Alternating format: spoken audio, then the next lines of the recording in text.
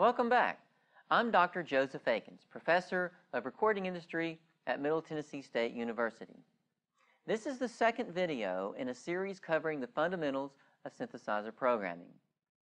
If you are just joining us, be sure to check out the first video. In this video, I'm going to give an introduction to source generators. As we discussed in the first video, a source is the beginning of an audio path. You'll find two common sources on a synthesizer, an oscillator or a noise generator. Some synthesizers have an external input as well.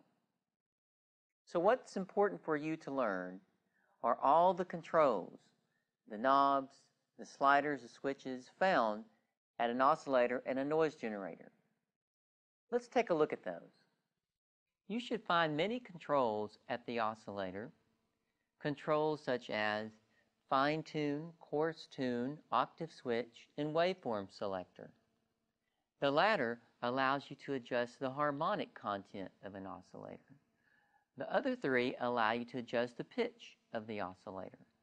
The fine tune allows you to change the pitch by very small intervals, such as cents, where a coarse tune allows you to adjust the pitch by larger intervals, such as half steps. And then, of course, an octave switch allows you to change the pitch by octaves. Let's take a look at how these controls are implemented on the Moog synthesizer. Notice that we have three oscillators. Notice on the first oscillator, we have one knob to adjust pitch and one to select a waveform. On the second and third oscillators, we have two knobs to control pitch and then one knob to select the waveform. Now let's take a look at the second oscillator. The knob titled frequency is somewhat a combination of fine tune and coarse tune. Notice that if I move the knob, we will smoothly change pitch up and then back down up to about a perfect fifth height.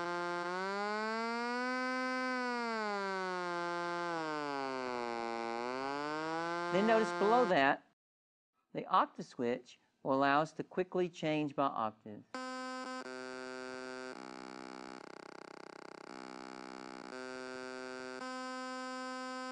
We can do the same for oscillator 3. For oscillator 1, we can only change the octave.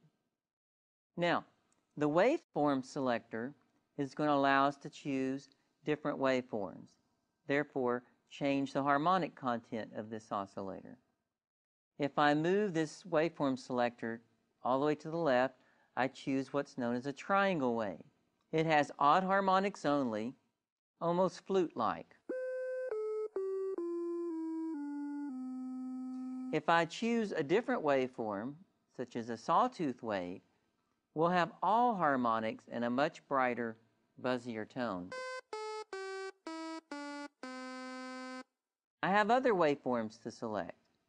I have a square wave. Square wave is odd harmonics, just like the triangle wave. However, it will sound a little brighter.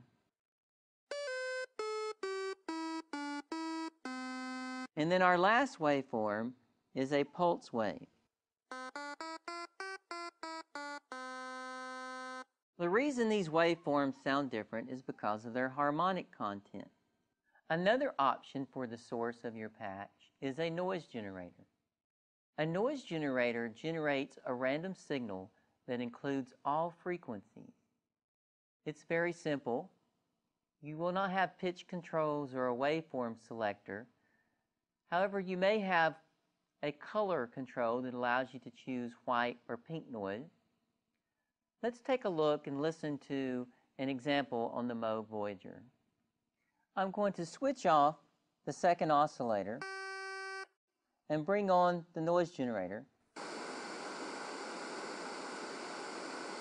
That might not sound too exciting, but once we combine the noise generator with filter controls, the envelope generator, other modules, it does get more interesting. For example,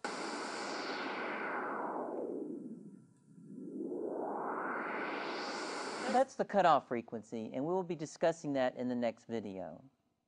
Your synthesizer should allow you to combine your sources with a mixer. Looking at this diagram, you'll see we have two oscillators combined through a mixer, oscillator 1 and oscillator 2. With each oscillator, you could have a different pitch, you could have a different waveform. In fact, it could be a noise generator. This will allow you to get more complex patches than with just one single source. Over here we have a column that's called the mixer. Notice that we have a level and a switch for each source. The first one is for external input. The next is for oscillator 1, oscillator 2, oscillator 3, and then the noise generator. Most any synthesizer will have something like this. As an example, let's switch on oscillator 1 and 2 and switch the noise generator off. I have the level of both oscillators to 10. Back over here at the oscillators, what I'm going to do is set both oscillators the same octave.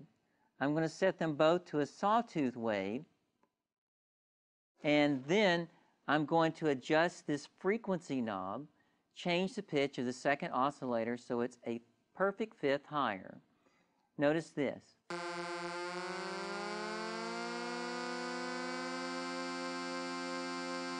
Now, with this setting, as I play a melody, we will have parallel fifths.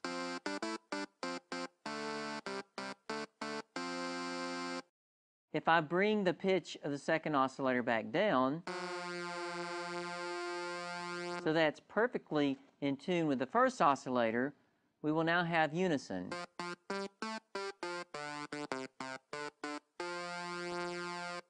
How about octaves? I'll go to the second oscillator and bring it up 2 octaves. So now, as I play, our 2 oscillators will be 2 octaves apart.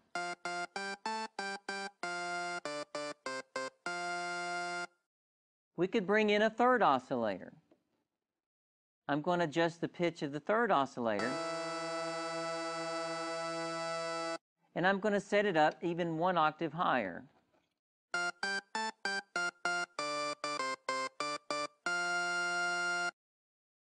You could also select different waveforms for each oscillator, therefore getting a more complex waveform with the combination of all 3. There are other ways to combine sources, such as frequency modulation.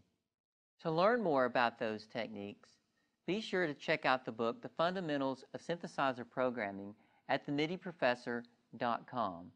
There, you'll find the books that we use to teach electronic music at Middle Tennessee State University.